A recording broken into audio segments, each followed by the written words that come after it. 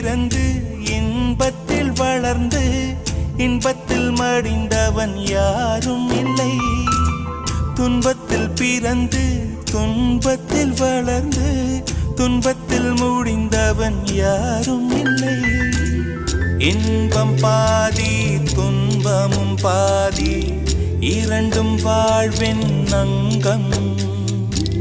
நெருப்பில் வெந்து நீரினில் குளித்தால் நகையாய் மாறும் தங்கம். தோல்வியும் கொஞ்சம் வேண்டுமடி, வெற்றிக்கு அதுவே எணியடி.